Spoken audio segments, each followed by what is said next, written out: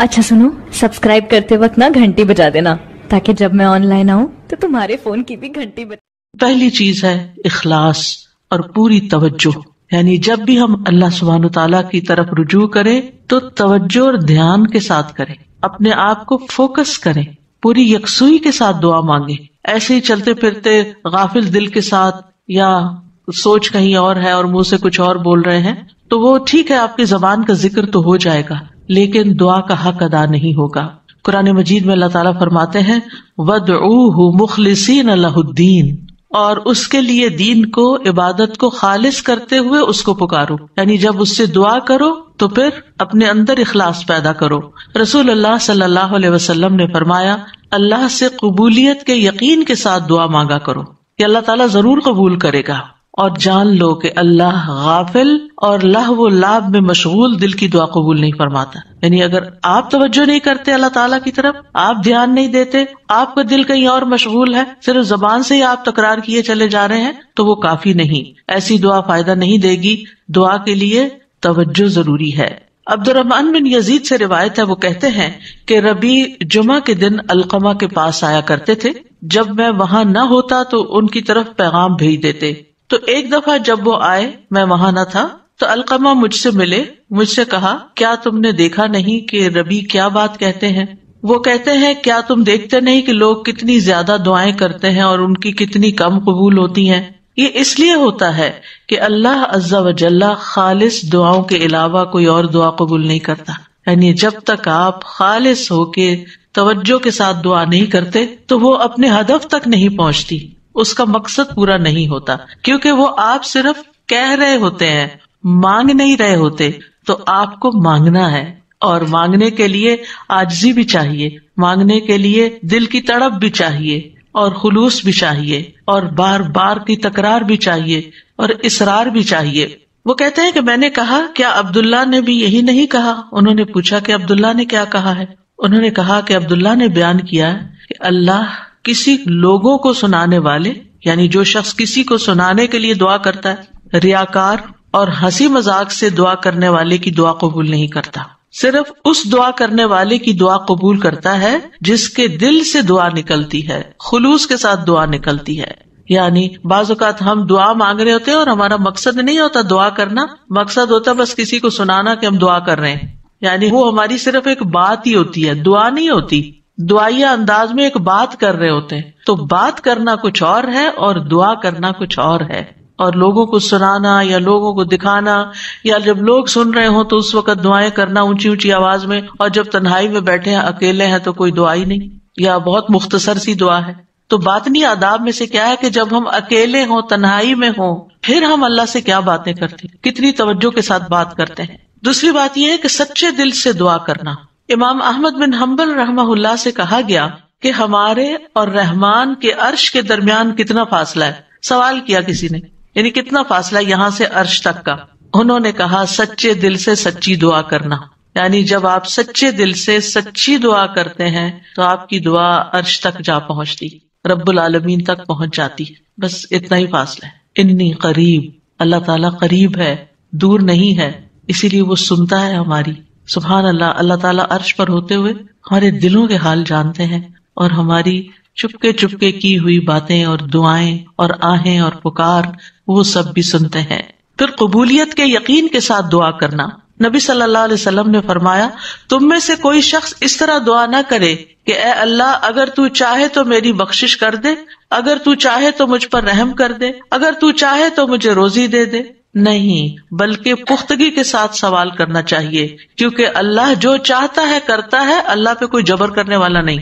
तो पक्की पक्की दुआ करें कि अल्लाह ताला ये चाहिए, ऐसा ही चाहिए, इसरार के साथ, तकरार के साथ, खुलूस के साथ। और फिर कबूलियत दुआ के बारे में परेशान न हो कि हमने तो खुलूस भी और तकरार इसरार सब कुछ कर लिया, फिर भी हमारी दुआ कबूल नहीं हुई। उमर बिन खत्ताब कहते हैं मैं दुआ की कबूलियत के बारे में परेशान नहीं होता, बल्कि मैं दुआ के बारे में परेशान होता हूँ। तो जब तुम्हारे दिल में दुआ मांगने का ख्याल डाल दिया जाता है कि मांगो, तो दुआ की कबूलियत उसके साथ ही होती है, यानी कबूलियत भी साथ ही आ जाती है। तो इसलिए कबूलियत हो जाएगी अगर तुमने मांग लिया, अपना फर्ज पूरा कर लिया।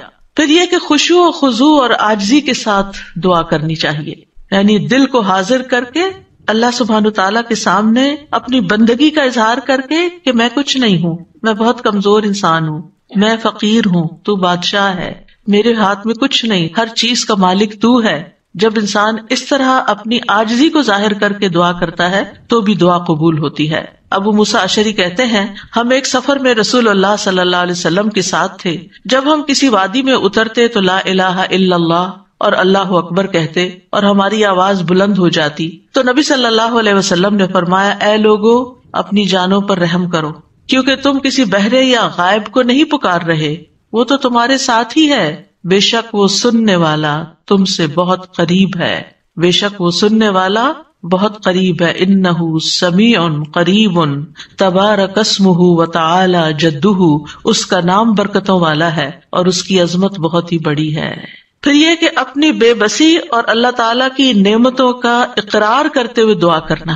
ہمیں زکریا علیہ السلام کے بارے میں پتہ چلتا ہے قرآن مجید سے کہ انہوں نے کہا، قال ربی انی وہن العظم منی واشتعل الرأس شیبا ولم اکن بدعائک ربی شقیا، اے رب میری ہڈیاں کمزور ہو گئی ہیں، میرا سر بڑھاپے سے بھڑک اٹھا ہے، بال سفید ہو گئے ہیں، اور اے میرے رب میں تجھ سے مانگ کر کبھی نامراد نہیں ہوا، یعنی میرے اینڈ پر کوئی چیز کام نہیں کر رہی لیکن تیرے اینڈ پہ سب کچھ کام کرتا ہے، لہٰذا میں ابھی بھی مایوس نہیں ہوں۔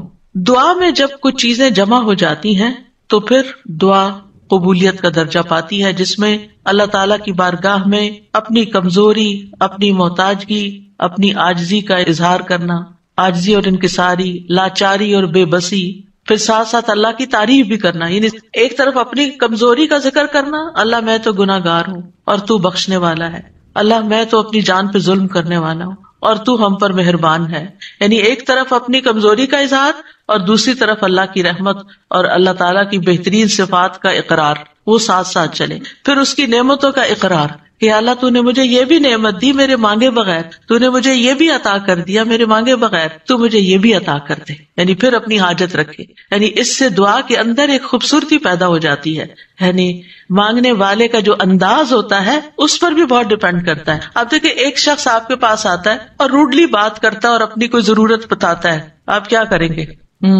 ٹھہر جاؤ، کرتے ہیں تو ہماری خبر لیتے ہیں، آپ شاید کر بھی لیں کچھ اس کے لیے لیکن اس محبت سے نہیں۔ ایک شخص آتا ہے، وہ بڑی محبت سے آپ سے بات کرتا ہے، آپ کے احسانات کا ذکر کرتا ہے، آپ کی کوئی تعریف کر دیتا ہے اور اس کے بعد اپنی کوئی ضرورت رکھتا ہے تو آپ اپنے وسعت سے بڑھ کے بھی شاید اس کی مدد کرتے۔ تو جب بندے اور بندے کے بیچ میں یہ معاملہ ہے تو جو اصل بادشاہ ہے اس کا کتنا حق بنتا ہے کہ ہم اس کی نعمتوں کا اقرار کریں، اس کی تعریف کریں اور سچے دل سے اس کی حمد و ثنا بیان کریں۔ اور پھر خاص طور پر یہ کہ انسان اپنے گناہوں کا اعتراف کرے کہ یا اللہ میں گناہگار ہوں۔ ایک تو ہوتا نا جو اوپر اوپر سے ہم کہتے رہتے ہیں ہم تو بڑے گناہگار ہیں، وہ والا گناہگار نہیں، جو اصلی والا اپنے کسی گناہ کو یاد کر لیں، یا اللہ مجھ سے یہ بھی زیادتی ہوئی ہے، میرے منہ سے یہ لفظ نکل گئے تھے، فلاں شخص کو میں نے ہرٹ کر دیا تھا، یا اللہ میری نماز لیٹ ہو گئی تھی، مجھے قرآن بھی صحیح نہیں پڑھنا آتا، میں نے پتہ نہیں اور کون سی غلطیاں کی ہیں جو مجھ سے زیادہ تو جانتا ہے، میں تو کر کے بھی بھول چکی ہوں، لیکن تو معاف کرنے والا ہے۔ حضرت سلیمان علیہ السلام نے کیا کیا تھا؟ رب اغفر لی وہب لی ملکا لا ينبغی لأحد من بعدی، اے میرے رب مجھے بخش دے۔ پہلے اپنی بخشش مانگی، گناہوں کا اعتراف کیا اور پھر اس کے بعد مجھے ایسی بادشاہت عطا کر جو میرے بعد کسی اور کے لیے نہ ہو۔ تو یہ اقرار بڑا ضروری ہے۔ فاعترفت بذنبی، اللہ میں اپنے گناہوں کا اعتراف کرتا ہوں۔ اور پھر آپ دیکھیے گڑ گڑا کے دعا مانگنی چاہیے، تضرعا وخفیہ۔ سورۃ الاعراف میں آتا ہے ادعوا ربکم تضرعا وخفیہ انہ لا يحب المعتدین، اپنے رب کو گڑ گڑا کے اور خفیہ خفیہ چپ کے پکارو، بے شک وہ حد سے بڑھنے والوں سے محبت نہیں کرتا۔ یعنی حد سے بڑھنا کیا ہے کہ بہت چیخ چلا کے دعا کرنا، یا پھر یہ کہ انسان وہ چیزیں مانگنے لگے کہ جو اس کو زیب نہیں دیتی۔ تضرع جو ہوتا ہے اس میں رونا بھی شامل ہوتا ہے، اپنی عاجزی اور انکساری کا اظہار بھی ہوتا ہے اور اصرار بھی ہوتا ہے۔ تضرع گڑ گڑانے کے معنوں میں یہ ساری چیزیں شامل ہیں، یعنی انسان اس طرح اپنے آپ کو اپنے رب کے سامنے بے بس پیش کرے اور اس کے الفاظ ایسے ہوں کہ اس کے اندر سے دل کی ساری خرابیاں نکل جائیں، یعنی آئی ایم نتھنگ، اے اللہ میں کچھ نہیں ہوں، اینڈ یو مین اٹ، کہ واقعی انسان سمجھے کہ میں بہت کمزور ہوں، غلطیوں کا پتلا ہوں، لیکن پھر بھی میں تیرے در پہ آیا ہوں، تو بادشاہ ہے، تو مجھے خالی ہاتھ نہیں لوٹائے گا، میری تجھ سے ہی امیدیں ہیں ساری۔ آپ دیکھیے نبی صلی اللہ علیہ وسلم سے بڑھ کر کون عبادت گزار تھا؟ سب سے زیادہ عبادت تو نبی صلی اللہ علیہ وسلم نے کی، لیکن بدر کے دن ان کا اللہ تعالیٰ کے آگے رونا اور گڑ گڑانا اور پھر اپنے ہاتھوں کو اٹھا اٹھا کے دعا کرنا وہ ہم سب جانتے ہیں۔ صحیح مسلم میں آتا ہے غزوہ بدر کے موقع پر اللہ کے نبی صلی اللہ علیہ وسلم قبلہ رخ ہوئے، پھر دعا کے لیے اپنے ہاتھوں کو اٹھایا اور اپنے رب سے گڑ گڑا کے دعا مانگنا شروع کی۔ اللہم انجز لی ما وعدتنی، اللہم آتی ما وعدتنی، اللہم ان تہلک ہذہ العصابۃ من اہل الاسلام لا تعبد فی الارض۔ اے اللہ میرے لیے اپنے کیے ہوئے وعدے کو پورا فرما، اے اللہ اپنے وعدے کے مطابق معاملہ فرما، اے اللہ اگر اہل اسلام کی یہ جماعت ہلاک ہو گئی تو زمین پر تیری عبادت نہ کی جائے گی۔ اور یہ صرف ایک دفعہ جملہ نہیں انہوں نے بولا، بار بار یہی کہتے تھے اللہ اپنے وعدوں کو پورا کر دے، اللہ اپنے وعدے پورے کر دے۔ آپ صلی اللہ علیہ وسلم برابر اپنے رب سے اپنے ہاتھ دراز کیے ہوئے، ہاتھ اٹھا کے قبلے کی طرف منہ کر کے دعا مانگتے رہے، یہاں تک کہ آپ کی چادر آپ کے شانے سے گر پڑی، یعنی کندھے پہ جو چادر اڑی تھی وہ نیچے گر گئی، یعنی اتنا ہاتھ اٹھایا کہ وہ چادر بھی گر گئی۔ بس ابو بکر رضی اللہ عنہ آپ کی طرف آئے، آپ کی چادر کو اٹھایا، اسے آپ کے کندھے پہ ڈالا، پھر آپ کے پیچھے سے آپ کو لپٹ گئے اور عرض کیا اللہ کے نبی آپ کی اپنے رب سے دعا کافی ہو چکی، ان قریب وہ آپ سے کیے ہوئے اپنے وعدے کو پورا فرمائے گا۔ اگر ہم سے کسی نے وعدہ کیا ہو کہ میں تمہارا یہ کام کر دوں گا، اگر ہم سے اللہ نے وعدہ کیا ہو کوئی کہ یہ ہو جائے گا، تو پھر اس کے بعد ہماری دعائیں کتنی ہوگی؟ ہم تو دعا ہی نہیں کریں گے، ہم کہیں گے وہ تو آلریڈی کانٹریکٹ ہو چکا ہے، وعدہ ہو چکا ہے، اب تو ہو ہی جائے گا نا، بس ہو ہی جائے گا، اب کیا فکر، اب ٹکٹ لے لی ہے، ویزا لگ گیا ہے، اب تو عمرے پہ جانا پکا ہو گیا، ہو ہی جائے گا۔ نہیں، یہ ٹکٹ اور ویزا نہیں لے کے جاتا آپ کو، یہ اللہ کا اذن، اللہ کی طرف سے رحمت، اللہ کی طرف سے عنایت آپ کو لے کے جاتی ہے۔ اور جب تک آپ اس کے گھر تک پہنچ نہیں جاتے مسلسل دعا کرتے رہیں، مانگ مانگ کے اللہ سے نیکیوں کے موقع لیتے رہیں۔ کسی بھی موقع پر کوئی بھی نیکی کا کام کرنا ہو، اب مثلا نماز پڑھنے جا رہے ہیں آپ، تو آپ اللہ تعالیٰ سے دعا کریں، اللہ تعالیٰ نماز تو پڑھنے جا رہی ہوں، خوشبو آپ نے ڈالنا ہے، میرا دل آپ نے لگانا ہے، میرے لیے اس نماز کو آنکھوں کی ٹھنڈک آپ نے بنانا ہے، اس نماز میں میری محبت آپ نے ڈالنی ہے۔ کیونکہ نیکی کے کام بھی فار گرانٹیڈ نہ لیا کریں، یہاں ہو جائیں گے، بس یہ تو فرض ہے نا، ادا کر لیں گے، وضو کر لیا نا، جانماز بچھی ہوئی، کیا مشکل ہے، میں چلی جاؤں گی، نہیں، وہاں تک جانے کی توفیق بھی اللہ دیتا ہے، اور اچھا سا کام کرنے کی توفیق بھی اللہ تعالیٰ ہی دیتا ہے، اس لیے اس سے مانگتے رہے، چھوٹی چھوٹی چیزیں، یعنی جو بھی کام کرتے رہے، کھانا پکانے جا رہے ہیں تو دعا کریں یا اللہ بہت اچھا سا بن جائے، کوئی بھی کام، کسی سے کوئی ڈیل کرنے جا رہے ہیں، بازار جا رہے ہیں، کچھ خرید رہے ہیں، کچھ بھی کر رہے ہیں، تو دل میں اللہ تعالیٰ کو پکارتے رہیں، اللہ تعالیٰ سے کنیکشن ڈیولپ کریں، اللہ تعالیٰ سے راز و نیاز کیا کریں، اللہ تعالیٰ کو اپنے دل کے قریب محسوس کیا کریں۔ قریب و مجیب، وہ قریب بھی ہے، جواب بھی دیتا ہے، دعائیں قبول کرتا ہے۔ اور پھر چپ کے یہ جو دعاؤں کی قسمیں جو میں نے ذکر کی ہیں ابھی، یہ ساری خفیہ دعائیں، دل میں، دائیں بائیں کسی کو نہیں پتا آپ کیا کر رہے ہیں، لیکن مانگتے چلے جائیں۔ زکریا علیہ السلام کے بارے میں اللہ تعالیٰ نے خاص طور پہ فرمایا، ذکر رحمت ربک عبدہ زکریا اذ نادى ربہ نداء خفیا، یہ آپ کے رب کی اس رحمت کا ذکر ہے جو اس نے اپنے بندے زکریا پر کی جب اس نے اپنے رب کو چپ کے پکارا، چپ کے کسی کو نہیں پتا کیا مانگ رہے ہیں، اللہ تعالیٰ نے قرآن میں کھول دیا کیا مانگا، کیسے مانگا، سب کچھ ہمیں بتا دیا، وہ اپنے رب کو بتا رہے تھے۔ تو انسان کو چاہیے کہ پوشیدہ دعائیں بھی کرے، کیونکہ اللہ تعالیٰ کو یہ پسند ہے۔ اللہ سے وہی انسان تنہائی اور علیحدگی میں سرگوشی کرتا ہے جس کو یہ یقین ہو کہ اللہ تعالیٰ اس کے بہت قریب ہے۔ حسن بن ابی حسن کہتے ہیں کہ ہم نے اپنے زمانے میں ایسے لوگ پائے جو اپنے نیک اعمال میں سے جس عمل کو مخفی رکھنے پر قدرت رکھتے اس کو اتنا مخفی رکھتے کہ کسی کو پتہ نہیں چلتا تھا، چھپا کے عمل کیا کرتے تھے، اور دعا بھی اس میں سے ایک ہے، یعنی آپ دعا کریں چپ کے چھپا کے صرف اپنے رب کے ساتھ شیئر کریں۔ آپ دیکھیں آپ اپنے سیکریٹس کس کے ساتھ شیئر کرتے ہیں، جس سے آپ کو سب سے زیادہ محبت ہوتی ہے، جو آپ کے سب سے زیادہ قریب ہوتا ہے، صرف فزیکلی نہیں، جو آپ کے دل کے قریب ہوتا ہے۔ تو اللہ سے بڑھ کر ہمارے دل کے قریب کون ہو سکتا ہے، اور اللہ سے بڑھ کر ہمیں محبت کس سے ہونی چاہیے؟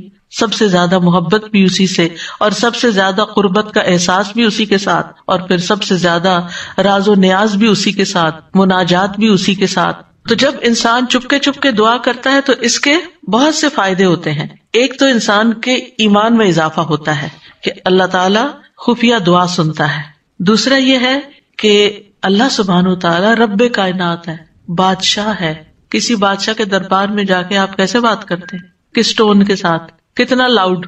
کبھی کسی کو دیکھا کہ کسی ڈگنیٹری کے پاس جا کے چیخ چلا کے بات کر رہا ہو؟ نہیں. اللہ سبحانہ وتعالیٰ کے سامنے تو ہمارا ادب اور احترام اور بھی زیادہ ہونا چاہیے. یعنی اللہ سے محبت کا مطلب یہ نہیں کہ ہم پھر اللہ تعالیٰ سے ایسے باتیں کریں جیسے کسی بچے سے باتیں کر رہے ہیں، جیسے اپنے بچوں سے لاڈ کر رہے تھے. ایسے تھوڑی. ادب، احترام. پھر آپ دیکھیے کہ جب انسان چپ کے اور ادب احترام کے ساتھ بات کرتا ہے تو اس میں اخلاص بھی زیادہ ممکن ہوتا ہے. تو یہ چند آداب تھے، باطنی آداب. اب ظاہری آداب. ظاہری آداب میں آپ دعا تو کبھی بھی کہیں بھی مانگ سکتے ہیں، وضو ہو یا نہ ہو.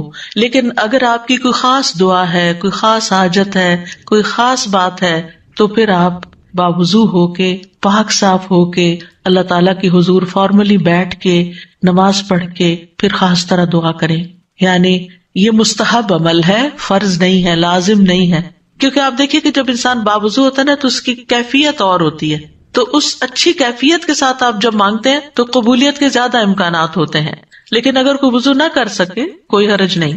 ابو عامر رضی اللہ عنہ جب شہید ہوئے تو ابو موسیٰ اشعری رضی اللہ عنہ نے آ کر نبی صلی اللہ علیہ وسلم کو خبر دی اور کہا کہ ابو عامر نے کہا تھا کہ آپ صلی اللہ علیہ وسلم کے پاس جا کر کہنا کہ میرے لیے استغفار کریں. تو اب وہ شہید ہو چکے ہیں. آپ نے پانی طلب کیا، وضو فرمایا، پھر اپنے ہاتھ اٹھا کر دعا کی، اے اللہ ابو عامر کی مغفرت فرما. کیا ہمیں اگر کوئی دعا کے لیے کہتا ہے، ہم نے بھی کبھی ایسا اہتمام کیا؟ پھر ہم اپنی اور رسول اللہ صلی اللہ علیہ وسلم کی امت کے لیے جو خیر خواہی ہے اس کا فرق دیکھ لیں کہ کوئی اگر ہمیں کہتا ہے کہ ہمارے لیے دعا کر دیں تو ہم اس کو الٹا بوجھ سمجھ لیتے ہیں. اور اس حدیث سے یہ بھی پتہ چلتا ہے کہ کسی کو اپنی بخشش کی دعا کے لیے کہنے میں کوئی حرج نہیں.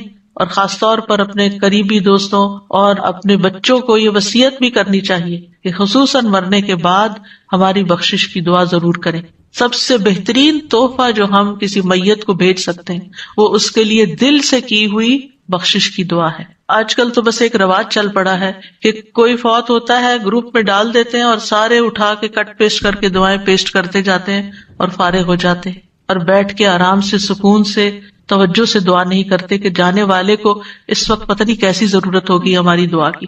تو ہمارے خلوص کا یہ تقاضا ہے کہ ہم اپنے پیاروں کے لیے بہت اہتمام کے ساتھ دعا کریں کہ ہم دنیا میں ہوں یا نہ ہوں. اور خصوصاً جب والدین چلے جائیں دنیا سے تو وہ اور زیادہ ہماری دعاؤں کے محتاج ہو جاتے ہیں. پھر اسی طرح دعا کرتے وقت قبلہ رخ ہو جانا افضل ہے، یہ بھی مستحب ہے. نہ ہو کوئی بات نہیں، کسی بھی جگہ کسی بھی طرف رخ کر کے آپ دعا کر سکتے ہیں. نبی صلی اللہ علیہ وسلم نے ایک جمعہ کے دن بارش کی دعا مانگی تھی. اس وقت آپ کا چہرہ مشرق کی طرف تھا، قبلے کی طرف نہیں، کیونکہ آپ جمعے کا خطبہ دے رہے تھے. تو جمعے کے خطبے میں پھر اپوزٹ ڈائریکشن پہ انسان کھڑا ہوتا ہے، تو آپ نے دیر اینڈ دین دعا مانگ لی. لیکن اوور آل آپ دیکھیے کہ جب آپ عبادت کے وقت قبلہ رخ ہو کے بیٹھتے ہیں تو اس سے ایک پازیٹیو انرجی آپ کے اندر سے آتی ہے، آپ کو ایک فیلنگ آتی ہے، آپ کا فوکس بڑھ جاتا ہے. قبلہ ہے بھی کس لیے؟ ایک فوکس کے لیے نا، آرگنائز کرنے کے لیے نمازوں کو، کہ پوری دنیا کے جو نمازی ہیں وہ ایک ہی طرف رخ رکھے. اور اسی لیے آپ دیکھیں کہ جب ہم حرم شریف جاتے ہیں، کعبہ کے پاس جاتے ہیں تو کتنی پازیٹیو انرجی لے کر آتے ہیں. ہماری سوچیں، ہمارے خیال، ہمیں سارے غم بھول جاتے ہیں، ساری پریشانیاں دور ہو جاتی ہیں اور ایک اور خاص طرح کی انرجی ہمارے اندر آ جاتی ہے. تو اس لیے بہتر ہے کہ قبلے کی طرف منہ کر لیں، نہیں ہے تو کوئی بات نہیں. علی بن ابی طالب سے روایت ہے، ایک مرتبہ ہم رسول اللہ صلی اللہ علیہ وسلم کے ساتھ سفر پر روانہ ہوئے. جب ہم ہررا میں اس سیراب کی ہوئی زمین پر پہنچے جو سعد بن ابی وقاص کی ملکیت میں تھی تو رسول اللہ صلی اللہ علیہ وسلم نے فرمایا میرے لیے وضو کا پانی لاؤ. جب نبی صلی اللہ علیہ وسلم وضو کر چکے تو قبلہ رخ ہو کر کھڑے ہو گئے، اللہ اکبر کہہ کے فرمایا، اے اللہ، ابراہیم جو تیرے بندے اور تیرے خلیل تھے انہوں نے اہل مکہ کے لیے برکت کی دعا کی تھی، اور میں محمد تیرا بندہ اور تیرا رسول ہوں صلی اللہ علیہ وسلم. میں تجھ سے اہل مدینہ کے حق میں دعا مانگتا ہوں کہ اہل مدینہ کے مد اور سا میں اہل مکہ کی نسبت دگنی برکت عطا فرما دے. مد اور سا پیمانے ہیں جن سے ناپ کے تول کی چیزیں دی جاتی تھی، اسکیلز ہیں. تو کس طرح نبی صلی اللہ علیہ وسلم نے اہتمام کے ساتھ دعا مانگی. اور ابراہیم علیہ السلام کی پریکٹس کو سامنے رکھتے ہوئے اس کا ایک طرح سے واسطہ دیتے ہوئے کہ آپ نے ان کی دعا بھی سنی تھی، مدینہ والوں کے لیے میری دعا سنیں، اور آپ اس برکت کو محسوس کرتے ہیں جب آپ وہاں جاتے ہیں. یہاں اس حدیث سے کیا پتہ چلتا ہے کہ آپ نے دعا کے لیے وضو بھی کیا اور دعا کے لیے قبلہ رخ بھی ہوئے، یعنی دونوں کام کی توجہ اور فوکس اور ایک ادب کے تقاضے کے تحت. ضروری نہیں کہ ہر وقت کیا جائے، لیکن کیونکہ اس وقت آپ نے نماز نہیں پڑھائی کوئی، خالی دعا کے لیے آپ نے یہ اہتمام کیا. پھر اسی طرح یہ کہ ہاتھ پھیلا کے ہاتھ اٹھا کے دعا کرنی چاہیے. رسول اللہ صلی اللہ علیہ وسلم نے فرمایا، بے شک تمہارا رب تبارک و تعالی بڑی شرم والا اور بڑے کرم والا ہے. اس کو اس بات سے شرم آتی ہے کہ اس کا کوئی بندہ اس کے آگے ہاتھ پھیلائے اور وہ ان کو خالی لوٹا دے. یعنی آپ ہاتھ کرتے ہیں آگے تو خالی نہیں لوٹاتا، وہ آپ کو عطا کرتا ہے. اچھا، بعض لوگ تو کیا کرتے ہیں، ایسے مٹھیاں بند کر کے ایک مٹھی کے نیچے دوسرا ہاتھ، یعنی اتفاق سے نظر پڑ جاتی ہے. کچھ لوگ نماز کے بعد ایسے بیٹھے ہوتے ہیں اور دعا کر رہے ہوتے ہیں. کچھ لوگ تو یہ ہے کہ ہاتھ سے اٹھاتے ہیں تو بس اس طرح ڈھیلے ڈھالے سے چھوڑ دیتے ہیں. تو کم از کم اتنے تو اٹھائے کہ آپ کی بازو کو محسوس ہو کہ آپ کے ہاتھ اٹھے ہوئے ہیں، اور اوپر تو آپ جتنا چاہیں پھر لے جائیں. پھر اسی طرح ایک اور روایت میں ہے، رسول اللہ صلی اللہ علیہ وسلم نے فرمایا، جب تم اللہ سے سوال کرو تو اپنے ہاتھوں کی ہتھیلیوں کے ساتھ مانگا کرو، ہاتھ پھیلایا کرو، ہاتھوں کی پشت سے نہیں مانگو. الٹے ہاتھ سے نہیں دعا کرنی کہ آپ کے ہاتھ نیچے کی طرف ہو، یعنی ہتھیلی اندر ہو، جیسے کوئی چیز کسی سے مانگتے ہیں یا لیتے ہیں، ایسے لینے والے انداز میں. پھر اسی طرح حمد و ثنا اور درود پڑھ کر دعا کرنی چاہیے. دعا مانگنے سے پہلے اللہ تعالیٰ کی خوب حمد و ثنا، تعریف اور اللہ تعالیٰ کی تسبیح اور اللہ تعالیٰ کی بڑائی بیان کرنی چاہیے، اور اللہ تعالیٰ کے اچھے اچھے ناموں کا واسطہ دے کر اللہ سے دعا کرنی چاہیے. پھر نبی صلی اللہ علیہ وسلم پر درود بھیج کر اللہ تعالیٰ سے سوال کرنا چاہیے. ابن مسعود کہتے ہیں، جب کوئی آدمی اللہ سے سوال کرنے کا ارادہ کرے تو پہلے وہ اللہ کی ایسی حمد و ثنا بیان کرے جو اس کے لائق ہے، پھر نبی صلی اللہ علیہ وسلم پر درود بھیجے، اس کے بعد دعا کرے. اس طرح ممکن ہے کہ وہ کامیاب ہو جائے، یعنی اپنی مطلوبہ چیز پا لے. پھر اسی طرح یہ ہے کہ جامع دعائیں کرنی چاہیے، کمپریہنسو. حضرت عائشہ کہتی ہیں کہ رسول اللہ صلی اللہ علیہ وسلم جامع دعا پسند فرماتے اور اس کے علاوہ کو چھوڑ دیتے. یہ بہت لمبی نہیں کرتے تھے، مختصر، یعنی بہت لمبی دعا اور بہت ڈیٹیل میں جانے کی بجائے جامع کلام اور اچھے کلمات کا انتخاب کیا جائے جس سے اللہ تعالیٰ کی رحمت ہماری طرف آئے. اچھے الفاظ کا جو چناؤ ہے، اس کے بارے میں خطابی کہتے ہیں کہ انسان کو چاہیے کہ اپنی دعا کے لیے اور اپنے رب کی تعریف کے لیے اچھے الفاظ اور عمدہ کلمات کا انتخاب کرے، اور ان کلمات کا انتخاب کرے جن کے اندر یعنی تھوڑے لفظوں میں میننگ زیادہ ہو. جامع کا مطلب یہی ہوتا ہے، کیونکہ یہ بندے کی مناجات ہے، یعنی بندے کی سرگوشیاں ہیں اس ہستی کے لیے جو سب سرداروں کا سردار ہے، کوئی اس جیسا نہیں، کوئی اس کے مشابہ نہیں. آپ دیکھیں کہ جب آپ کسی ایسے شخص کو کچھ نوٹ بھیجتے ہیں، چاہے وائس نوٹ ہو چاہے لکھ کر بھیجیں، جس کا آپ احترام کرتے ہوں، جس کو کوئی اہمیت دیتے ہوں، تو آپ کس طرح بات کرتے ہیں؟ کون سے الفاظ استعمال کرتے ہیں؟ سب سے اچھے الفاظ استعمال کرتے ہیں، خوبصورت انداز میں بات کرتے ہیں. اور اگر آپ کو اپنی بات پسند نہ آئے تو آپ کیا کرتے ہیں؟ میسج ڈیلیٹ کرتے. تو یہ ٹھیک نہیں ہے، دوبارہ کرتے ہیں اور ایسے انداز میں بات کرتے ہیں کہ دوسرے کو سمجھ آ جائے. تو اللہ سبحانہ وتعالیٰ سے ہم اس طرح بات کریں کہ جو خوبصورت الفاظ پر مبنی ہو، الفاظ کا چناؤ بھی اچھا ہو، لیکن اس چناؤ میں تصنع نہیں ہو، آرٹیفیشلٹی نہیں ہو، تکلف نہیں ہو. یہ پسند نہیں کیا گیا. ابن عباس کہتے ہیں کہ دعا میں قافیہ بندی سے پرہیز کرنا، یعنی پوئٹری نہیں بنا لے دعا کو، کیونکہ میں نے رسول اللہ صلی اللہ علیہ وسلم اور آپ کے صحابہ کو پایا کہ وہ ہمیشہ اس سے اجتناب کرتے تھے. پھر اسی طرح دعا میں مبالغے سے پرہیز کرنا چاہیے. رسول اللہ صلی اللہ علیہ وسلم نے فرمایا، ان قریب اس امت میں ایسے لوگ آئیں گے جو طہارت اور دعا میں مبالغہ کریں گے. طہارت میں مبالغہ کیا ہے کہ اب جیسے وضو کرنا ہے نا، تو اس کے لیے اتنا پانی گرانا اور دھوتے چلے جانا اور بار بار دھونا کہ ابھی صاف نہیں ہوئے، ابھی میرا خیال ہے ہم پاک نہیں ہوئے. نہیں، اس میں انسان کو اعتدال اختیار کرنا چاہیے. نبی صلی اللہ علیہ وسلم تھوڑے سے پانی سے پورا وضو کر لیا کرتے تھے. اور اسی طرح دعا میں مبالغہ آرائی جو ہے وہ بھی پسندیدہ نہیں ہے. پھر اپنے گناہوں کا اعتراف کر کے توبہ استغفار کر کے دعا کرے. نبی صلی اللہ علیہ وسلم نے فرمایا، ایک بندے نے گناہ کیا اور کہا، اے میرے رب، میں نے گناہ کیا تو مجھے بخش دے. اس کے رب نے فرمایا، کیا میرا بندہ جانتا ہے کہ اس کا کوئی رب ہے اور گناہ کی وجہ سے سزا بھی دیتا ہے؟ میں نے اپنے بندے کو بخش دیا، کیونکہ میرے بندے کا یہ یقین تھا کہ میرا رب بخشش فرمانے والا ہے، اسی لیے وہ میرے پاس آیا ہے بخشش مانگنے کے لیے، تو میں نے اس کو بخش دیا. دعا کرنے والے کو پہلے اپنے لیے دعا کرنی چاہیے، پھر اپنے قریب والوں کے لیے، پھر دور والوں کے لیے. جیسے قرآن مجید میں آتا ہے ابراہیم علیہ السلام کی دعا، ربنا اغفر لی ولوالدی وللمؤمنین یوم یقوم الحساب، اللہ مجھے بخش دے، میرے والدین کو بخش دے اور سارے مومنوں کو بخش دے قیامت کے دن. رسول اللہ صلی اللہ علیہ وسلم جب کسی کا ذکر کرتے ہوئے اس کے لیے دعا کرتے تو پہلے اپنے لیے کرتے. پھر اسی طرح تکرار اور اسراء سے دعا کرنی چاہیے. نبی صلی اللہ علیہ وسلم جب دعا کرتے تو 3 مرتبہ دعا کرتے، ہر دفعہ نہیں لیکن جو خاص خاص دعائیں ہوتی. رسول اللہ صلی اللہ علیہ وسلم نے فرمایا جو شخص 3 مرتبہ اللہ سے جنت مانگے، جنت کہتی ہے اللہم ادخلہ الجنہ. یعنی آپ جب نماز میں یا بعد میں دعا کرتے ہیں کہ اللہم انی اسألک الجنہ، اللہم انی اسألک الجنہ، اللہم انی اسألک الجنہ، تو جنت کہتی ہے اللہم ادخلہ الجنہ. پھر اسی طرح جو بھی ضرورت ہو اس کے لیے صرف 1-8 دفعہ دعا کر کے چھوڑ نہ دی جائے، بلکہ کثرت سے مانگتے رہیں. ابو درداء کہتے ہیں جو کثرت سے دروازہ کھٹکھٹاتا ہے قریب ہے اس کے لیے کھول دیا جائے، جو کثرت سے دعا مانگتا ہے قریب ہے کہ اس کی دعا قبول کر لی جائے. پھر اسی طرح پوری کوشش لگا دینی چاہیے، اللہ کی رحمت سے مایوس نہیں ہونا چاہیے. یہ نہیں کہنا چاہیے کہ 20 سال ہو گئے یہ دعا کرتے ہوئے ابھی تک قبول نہیں ہوئی، نہیں، مانگتے رہیں. ہر دعا کی قبولیت کا ایک وقت ہے. یعقوب علیہ السلام کی دعا کتنے سالوں میں جا کے قبول ہوئی، بعض کہتے ہیں 40 سال بعد، اس سے بھی زیادہ بتاتے ہیں. اسی طرح ابراہیم علیہ السلام کی جو دعا نبی صلی اللہ علیہ وسلم کے بارے میں تھی کئی ہزار سال کے بعد وہ قبول ہوئی. پھر اسی طرح باقی پیغمبروں کی بھی جو دعائیں ہیں، یعنی ہم دیکھتے ہیں دونوں طرح سے معاملات ہیں، فوری طور پر بھی اور تاخیر سے بھی، کیونکہ یہ اللہ تعالیٰ کو پتا ہے کہ ہمارے لیے کیا بہتر ہے. کیونکہ بعض اوقات اگر ہماری کوئی دعا فوری قبول ہو جائے تو ہو سکتا ہے کہ وہ ہمارے لیے نقصان دہ ہو جائے. پھر حلال روزی کا اہتمام کرنا. نبی صلی اللہ علیہ وسلم نے ایک شخص کا ذکر کیا جو طویل سفر کرتا ہے، پریشان ہے اور اس کے بال خاک آلود ہو رہے ہیں.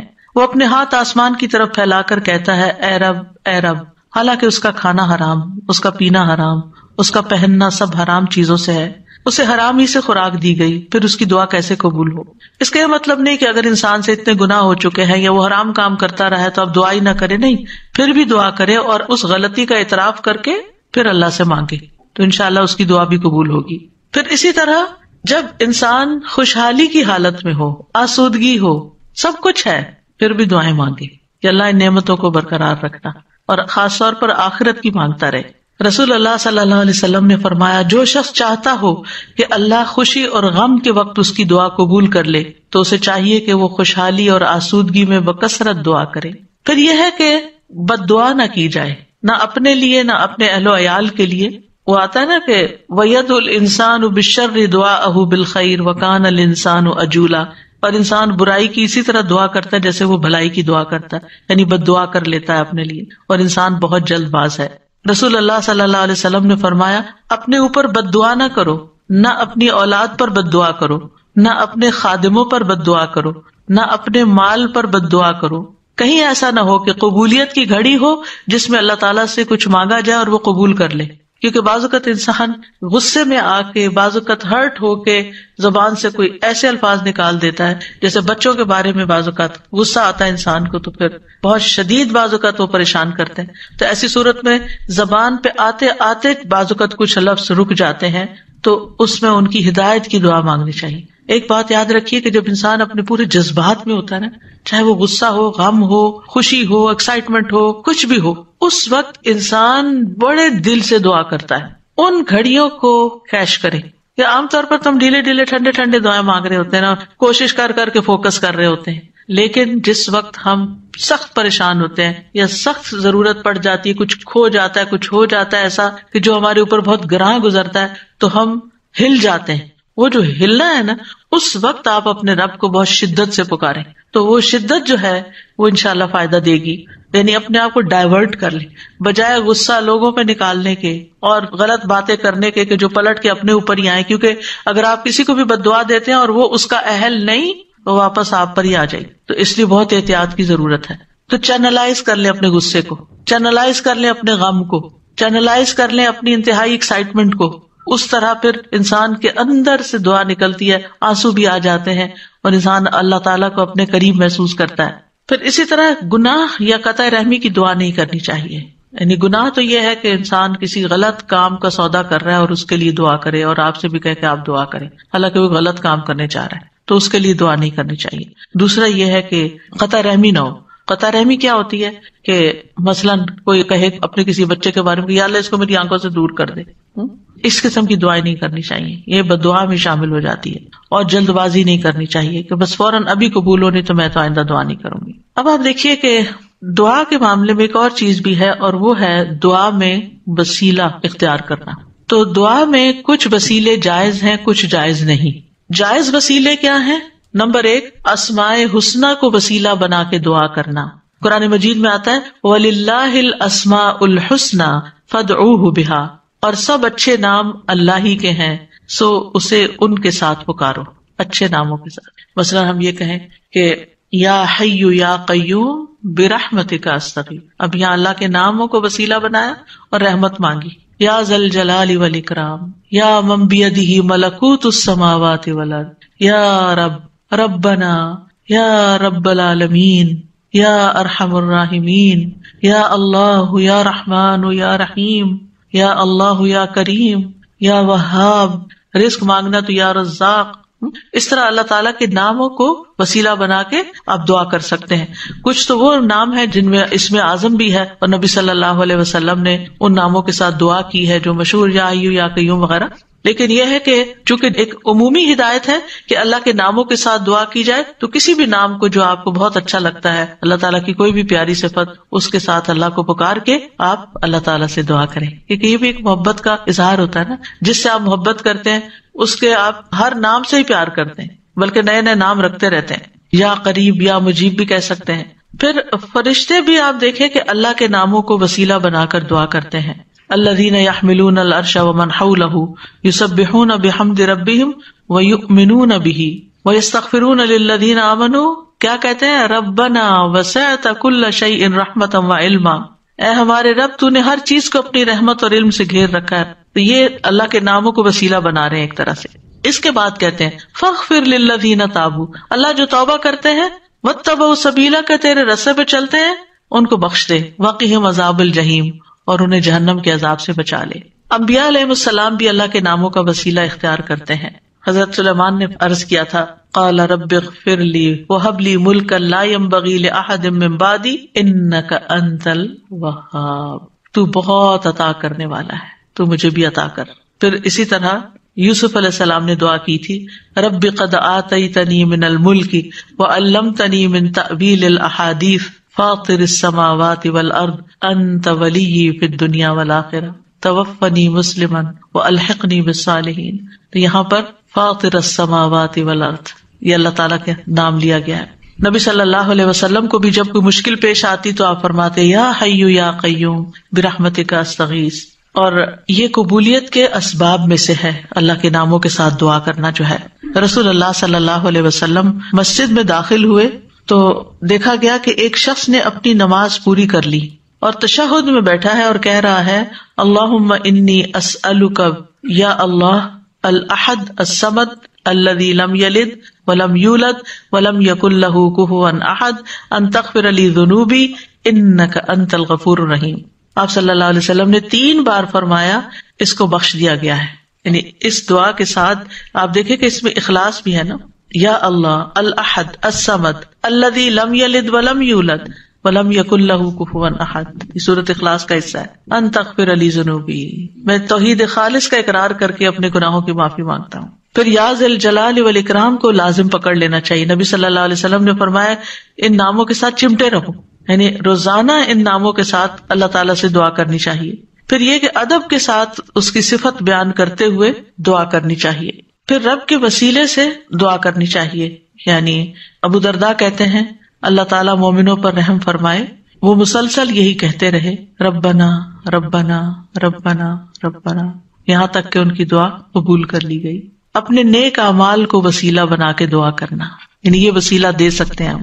اور اس کی دلیل وہ غار والے ہیں جو غار میں پھنس گئے تھے 3 لوگ، انہوں نے اپنے اپنے نیک عمل کو وسیلہ بنا کر دعا کی تو غار کے دروازے یا دھانے سے بھاری پتھر ہٹ گیا جو 3 لوگ مل کے بھی ہٹا نہیں پا رہے تھے۔ پھر اپنے ایمان لانے کو وسیلہ بنا سکتے ہیں، الذین یقولون ربنا اننا آمنا فاغفر لنا ذنوبنا وقنا عذاب النار، جو لوگ کہتے ہیں اے ہمارے رب، بے شک ہم ایمان لے آئے تو ہمارے لیے ہمارے گناہوں کو بخش دے، یعنی ہمارے ایمان کی وجہ سے ہمارے گناہوں کو بخش دے اور ہمیں آگ کے عذاب سے بچا لے۔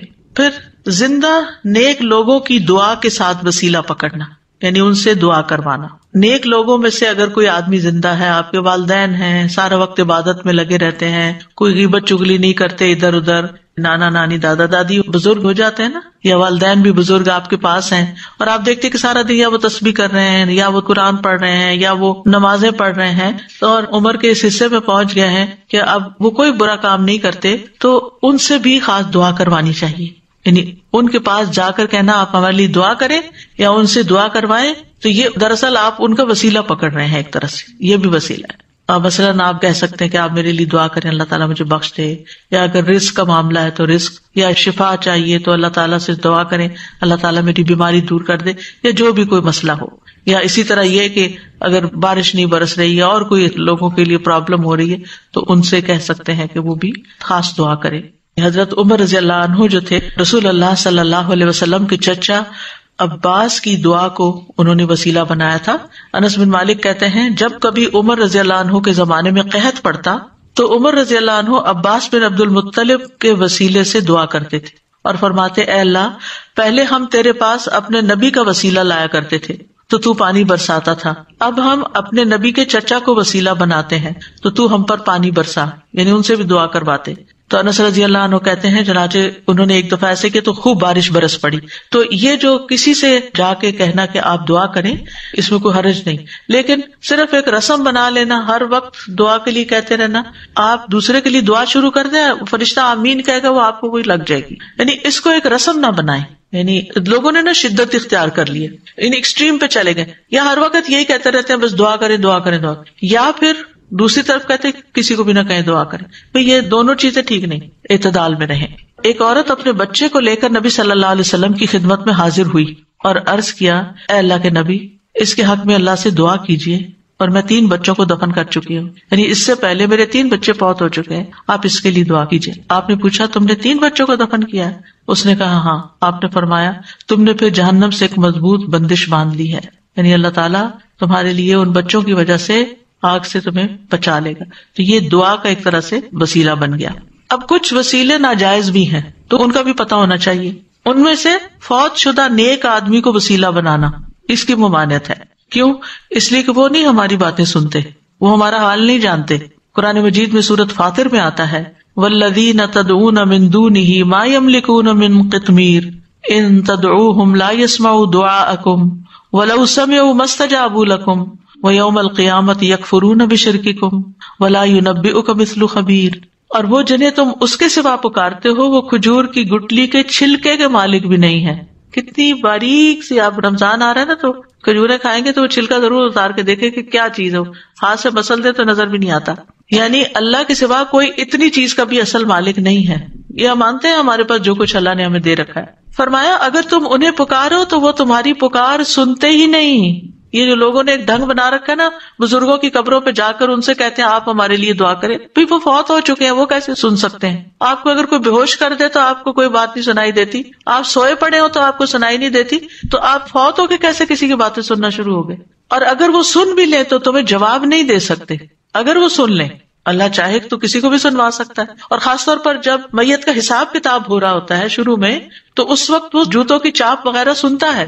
اگر اس وقت کوئی کہے کہ اس وقت میں اس نیک انسان سے کہتا ہوں اور یہ سن رہا ہے کیونکہ جوتوں کی چاپ سن رہا ہے تو میری بات بھی سن لے گا، مستجابوا لکم، وہ تمہیں جواب نہیں دے سکتے، تمہارے لیے کچھ کر نہیں سکتے۔ اس وقت ان کو اپنی پڑی ہے، ان کا تو اپنا امتحان ہونے لگا ہے، وہ تمہارے لیے کہاں سے دعائیں کریں گے؟ اور قیامت کے دن تمہارے اس شرک کا انکار کر دیں گے۔ اور آپ کو خوب خبر رکھنے والے اللہ کی مانند کوئی بھی خبر نہیں دے سکتا۔ یہ اللہ تعالیٰ نے آپ کو بتایا ہے کہ یہ ممکن نہیں کہ مردے سے آپ جا کے کہو کہ آپ ہمارے لیے دعا کریں۔ اچھا، بعض لوگ کہتے ہیں وہ شہید ہوتے ہیں، تو شہید وہ ہوتے ہیں اور مردہ نہیں کہتے اس کو، لیکن ان کا بھی تعلق ہماری دنیا سے نہیں ہے، وہ اپنی جنتوں میں ہے۔ قرآن مجید میں ایسے لوگوں کی مذمت کی گئی ہے جو اپنے اور رب کے بیچ میں غیر اللہ کو وسیلہ بناتے ہیں۔ سورۃ الزمر میں آتا ہے الا للہ الدین الخالص والذین اتخذوا من دونہ اولیاء ما نعبدهم الا لیقربونا الی اللہ زلفی ان اللہ یحکم بینہم فیما ہم فیہ یختلفون ان اللہ لا یہدی من ہوا کاذب کفار. خبردار، خالص دین صرف اللہ ہی کا حق ہے، اور وہ لوگ جنہوں نے اس کے سوا اور حمایتی بنا رکھے، اللہ کو چھوڑ کے اوروں کو اپنا مددگار سمجھ رکھا ہے، وہ کہتے ہیں ہم ان کی عبادت نہیں کرتے مگر اس لیے کہ یہ ہمیں اللہ سے قریب کر دیں. ہم بزرگوں کی قبر پہ اس لیے جاتے ہیں کہ وہاں زیادہ دعا قبول ہوتی. یہ کہاں سے پتا چلا آپ کو؟ الا لیقربونا الی اللہ زلفی، اچھی طرح قریب کر دیں. یقیناً اللہ ان کے درمیان اس کے بارے میں فیصلہ کرے گا جس میں وہ اختلاف کر رہے ہیں. بے شک اللہ اس شخص کو ہدایت نہیں دیتا جو جھوٹا اور بہت ناشکرا ہو. ایسے لوگ پھر کسی کی سنتے بھی نہیں. آپ کو معلوم ہے دور جاہلیت میں لوگ بتوں کی پوجا کرتے تھے، وہ ان کو خدا نہیں سمجھتے تھے. وہ کہتے تھے یہ خدا کے اوتار ہیں اور ہم یہ سمجھتے ہیں کہ ان کی سفارش سنی جاتی. اور وہ بت کن کے ہوتے تھے؟ پاسٹ کے نیک لوگوں کے، جیسے قوم نوح نے بت بنا لیے تھے. لیکن یاد رکھیے جو آیت ہم ریپیٹڈلی ہر روز سنتے ہیں اور ہر روز اس کا معنی جانتے ہیں، اس میں وَإِذَا سَأَلَكَ عِبَادِي عَنِّي وَإِنِّي قَرِيبٌ، کوئی واسطہ وسیلہ بیچ میں نہیں. میں خود اپنے بندے کے قریب ہوں، کسی اور کو بیچ میں لانے کی کیا ضرورت ہے؟ ڈائریکٹ اس کو پکارے. جیسے آپ اپنا کیس خود پیش کر سکتے ہیں، کوئی اور نہیں آپ کے لیے کر سکتا. جو چوٹ آپ کو لگی ہوئی ہے، جو غم آپ کے دل میں ہے، وہ کسی اور نے نہیں ایکسپیرینس کیا. لہٰذا اس دکھی ٹوٹے دل کے ساتھ جب اللہ سے مانگیں گے تو کیوں نہیں سنے گا؟ ضرور سنے گا. اب دعا کی قبولیت کے کچھ اوقات. اگرچہ انسان ہر وقت دعا کر سکتا ہے، لیکن کچھ ٹائم دوسرے ٹائمز کی نسبت زیادہ قبولیت والے ہوتے ہیں، جن میں سب سے پہلے آذان. حدیث میں آتا ہے آذان اور اقامت کے درمیان دعا رد نہیں کی جاتی، لیکن پہلے آپ اذان کا جواب دیں، اذان کے بعد والی دعا پڑھیں، درود پڑھیں اور پھر مانگیں، قبول ہو جائے گی. پھر فرض نمازوں کے بعد، سبحان اللہ، ہر روز 5 دفعہ فرض نماز ادا کرتے ہیں، اس کے فوراً بعد دعا قبول ہوتی ہے. ابو امامہ کہتے ہیں رسول اللہ صلی اللہ علیہ وسلم سے پوچھا گیا کون سی دعا زیادہ قبول ہوتی ہے؟ آپ نے فرمایا رات کے آخری حصے میں اور فرض نمازوں کے بعد مانگی جانے والی دعا. اس میں دونوں طریقے سے آپ مانگ سکتے ہیں. ایک سلام پھیرنے سے پہلے جہاں رب جعلنی پڑھتے ہیں وہاں بھی اپنی دعائیں مانگ سکتے ہیں، اور دوسرے سلام کے بعد بھی یاد آئے تو اس وقت بھی مانگ سکتے ہیں. پھر دوران سجدہ رسول اللہ صلی اللہ علیہ وسلم نے فرمایا جہاں تک سجدے کا تعلق ہے تو اس میں خوب دعا کرو، یہ دعا اس لائق ہے کہ تمہارے حق میں قبول کی جائے. اور سجدے کی حالت میں انسان اللہ کے بہت قریب ہوتا ہے تو اس وقت خوب دعا کرنی چاہیے. کئی لوگوں کا سوال ہوتا ہے کہ کیا اس میں قرآنی دعا کر سکتے ہیں؟ جی، ایز اے دعا آپ کر رہے ہیں تو قرآن کے الفاظ بھی ہو تو پڑھ سکتے ہیں. ہاں، تلاوت نہیں کر سکتے لیکن دعا کر سکتے ہیں، مسنون دعائیں بھی کر سکتے ہیں. اپنی زبان میں نہیں باتیں کر سکتے وہاں، اللہ یہ کہ آپ نماز کے بعد کسی وقت دل چاہے اور آپ سجدے میں پڑھ کے اپنے دل کی باتیں کریں. پھر رات کا آخری حصہ، فجر کی اذان سے پہلے کا وقت، نبی صلی اللہ علیہ وسلم نے فرمایا تمام اوقات سے زیادہ بندہ پچھلی رات میں رب کے سب سے زیادہ قریب ہوتا ہے. بس اگر تم سے ہو سکے تو تم اس گھڑی کو یاد کرنے والوں میں سے بن جاؤ تو ضرور بن جاؤ، یعنی اس وقت تم ضرور اللہ کو یاد کرو، اس وقت دعائیں کرو. پھر جمعہ کے دن ایک خاص گھڑی. ابو ہریرہ روایت کرتے ہیں رضی اللہ عنہ کہ رسول اللہ صلی اللہ علیہ وسلم نے جمعہ کے دن کا تذکرہ کیا. آپ نے فرمایا اس میں ایک گھڑی ایسی ہے کہ کوئی مسلمان بندہ نماز پڑھتے ہوئے اللہ سے جو بھی مانگتا ہے اسے ضرور عطا کر دیا جاتا ہے. اب یہ کون سی گھڑی ہے؟ اس کے بارے میں ایک تو یہ اوپینین ہے کہ دن کا کوئی بھی حصہ ہو سکتا ہے. دوسرا یہ ہے کہ امام جب خطبے کے لیے ممبر پر آ جاتا ہے. پھر ایک یہ کہ عصر کے بعد سے لے کے مغرب کے بیچ میں آتی ہے. پھر لیلۃ القدر میں دعا کرنا. عرفہ کے دن حاجیوں کے لیے، عرفہ کا دن ہم بھی کر لیں تو کیا حرج ہے، اگر ان کی سنی جا رہی تو رب ہماری بھی سن رہا ہے. لیکن وہ تو چونکہ مشقت اٹھا کے وہاں پہنچے ہیں تو اس لیے وہ زیادہ قریب ہیں. نبی صلی اللہ علیہ وسلم نے فرمایا بہترین دعا وہ ہے جو عرفہ کے دن مانگی جائے. حضرت عائشہ کہتی ہے کہ رسول اللہ صلی اللہ علیہ وسلم نے فرمایا اللہ عرفہ کے دن سے زیادہ کسی دن اپنے بندوں کو آگ سے آزاد نہیں کرتا اور اللہ اپنے بندوں کے قریب ہوتا ہے. پھر فرشتوں کے سامنے اپنے بندوں پر فخر فرماتے ہوئے کہتا ہے یہ سارے بندے کیوں آئے ہیں یہاں، گھر بار چھوڑ کے، مال خرچ کر کے، اتنی تکلیف اٹھا کے یہاں کس لیے جمع ہے؟ تو ہم سب جانتے ہیں کہ آج کیوں کرتے ہیں کہ اللہ تعالیٰ ہمیں بخش دے اور ہم سے راضی ہو جائے اور ہمارا فرض بھی ادا ہو جائے. پھر اسی طرح بارش کے وقت کی دعا، یعنی جب بارش ہو رہی ہے اور آپ لوگ بڑے خوش قسمت ہیں کہ یہاں اکثر بارش ہوتی رہتی ہے، برف بھی پڑتی ہے، تو اس وقت پریشان ہونے کی بجائے دعا کرنا شروع کر دیا کریں. آپ ڈرائیونگ کر رہے ہیں، بارش برسنا شروع ہو گئی، دعائیں شروع کر دیں. پھر مصیبت کے وقت جس سے پہلے بھی میں نے عرض کیا نا کہ جب انسان جذبات کے پیک پہ ہوتا ہے تو اس وقت اس کے الفاظ اور ہی طرح کے ہوتے ہیں۔ رسول اللہ صلی اللہ علیہ وسلم نے فرمایا اگر مسلمان پر کوئی مصیبت آئے اور وہ اللہ کے حکم کے مطابق کہے انا للہ و انا الیہ راجعون اللہم اجرنی فی مصیبتی واخلف لی خیرا منہا، اے اللہ مجھے میری مصیبت میں اجر دے اور میرے لیے اس کا بہترین نعم البدل عطا فرما، تو اللہ اس کو اس سے بہتر عطا فرماتے ہیں۔ اور جب بھی دل پہ غم کی گھٹا چھائے کسی بھی تکلیف کی وجہ سے، دیر اینڈ دین یہی دعا کیا کریں، اللہم اجرنی فی مصیبتی واخلف لی خیرا منہا، اللہ اس مصیبت پر تو مجھے اجر دے اور اس سے بہتر نعم البدل عطا کر دے۔ پھر اسی طرح زمزم پیتے وقت رسول اللہ صلی اللہ علیہ وسلم نے فرمایا زمزم کا پانی اس مقصد کے لیے ہے جس کے لیے وہ پیا جائے۔ پھر تلاوت قرآن کے بعد کی دعا، پھر مرغ کی آواز سنتے وقت، کیونکہ اس وقت وہ فرشتے کو دیکھ رہا ہوتا ہے۔ پھر مریض اور میت کے پاس رسول اللہ صلی اللہ علیہ وسلم نے فرمایا جب تم مریض یا میت کے پاس جاؤ تو اچھی بات کہا کرو، کیونکہ فرشتے تمہاری بات پر آمین کہیں گے، یعنی اس وقت دعائیں کرنی چاہیے۔ ام سلمہ کہتی ہے کہ رسول اللہ صلی اللہ علیہ وسلم ابو سلمہ جو ان کے ہسبینڈ تھے ان کی میت پر تشریف لائے، ان کی آنکھیں کھلی رہ گئی تھی، آپ نے انہیں بند کیا اور فرمایا جب روح قبض ہو جاتی ہے تو آنکھیں اس کا پیچھا کرتی ہیں، یعنی روح جب لے کے جاتے ہیں فرشتے تو آنکھیں پیچھے پیچھے دیکھتی ہیں، اس کا جسم کا ایک حصہ چلا گیا یعنی اس کی روح چلی گئی تو اس کو کیا کرنا چاہیے، آنکھیں بند کر۔ اور ویسے بھی آپ دیکھیں اگر باڈی اکڑ جائے اور میت کی آنکھیں کھلی رہ جائے تو بڑا خوفناک سا سین ہو جاتا ہے۔ اسی دوران گھر کے کچھ لوگ رونے چیخنے لگے تو آپ نے فرمایا اپنے متعلق خیر ہی کی دعا مانگا کرو، رونے کا فائدہ نہیں، اچھی دعا مانگو کیونکہ فرشتے تمہاری دعا پر آمین کہتے ہیں۔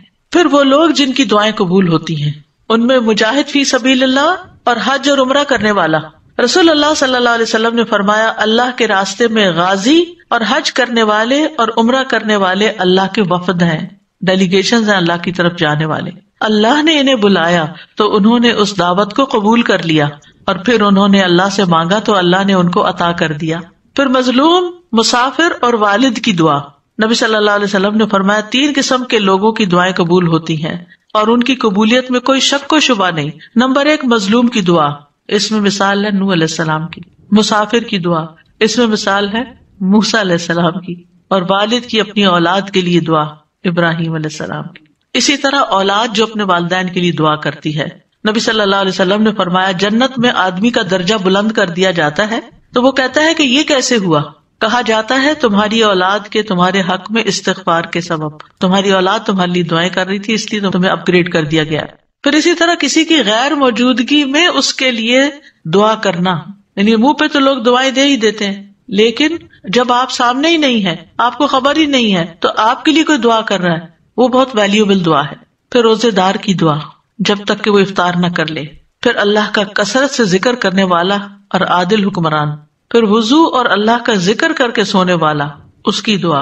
وہ شخص جو رات کو آنکھ کھلنے پر یہ دعا پڑھے، اس کے کارڈ بھی چھپے ہوئے ہیں، لا الہ الا اللہ وحدہ لا شریک لہ لہ الملک ولہ الحمد وہو علی کل شیء قدیر الحمد للہ وسبحان اللہ ولا الہ الا اللہ واللہ اکبر ولا حول ولا قوۃ الا باللہ ثم قال، پھر کہے اللہم اغفر لی، اے اللہ مجھے بخش دے، یا پھر کوئی اور دعا مانگے تو وہ بھی قبول ہوگی۔ پھر اگر وہ وضو کرے اور نماز پڑھے تو اس کی نماز قبول ہو جائے گی۔ پھر وہ لوگ ہیں جن کی دعا قبول نہیں ہوتی، قرآن مجید میں آتا ہے فادعوا وما دعاء الکافرین الا فی ضلال، فادعوا تم دعا کرو اور کافروں کی دعا تو اکارت ہی ہے، کیونکہ وہ اللہ سے تھوڑی مانگتے ہیں، کوئی جیزس سے مانگ رہا ہے اور کوئی بتوں سے مانگ رہا ہے اور کوئی کسی سے کوئی کسی سے۔ اللہ کے لیے تو مخلص ہو کے اخلاص کے ساتھ دعا کرتے ہی نہیں ہیں، اور اخلاص والی دعا کیا ہے؟ جو ہر شرک سے پاک ہو۔ پھر جو لوگ نیکی کا حکم نہ دیں اور برائی سے نہ روکیں، ان کی دعائیں قبول نہیں ہوتی۔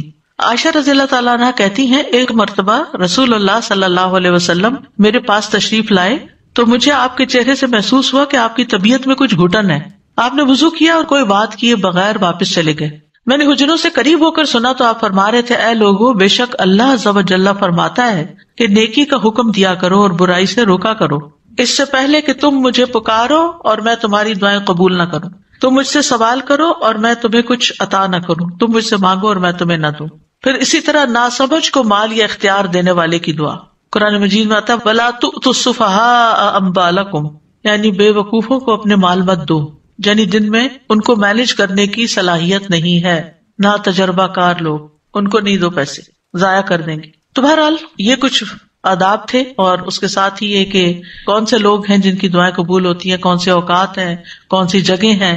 اور آخر میں یہ کہوں گی کہ ہمیں اللہ تعالیٰ سے کثرت سے دعا کرنی چاہیے، اس سے مانگتے رہنا چاہیے، کیونکہ ہم محتاج ہیں. دوسروں سے کہنے کی بجائے خود اللہ تعالیٰ سے زیادہ دعائیں کریں. دعا میں عاجزی اور افتقار ہونا چاہیے، اصرار ہونا چاہیے، اور پھر قبولیت کے اسباب اختیار کریں، یعنی جگہیں، ٹائم، یعنی کس قسم کی مناسبت ہے اس سے. تو اللہ تعالیٰ سے دعا ہے کہ وہ ہمیں دعا کرنا سکھا دے اور ایسی دعائیں کرنے کی توفیق دے جو ہمارے لیے قبولیت کا باعث ہوں.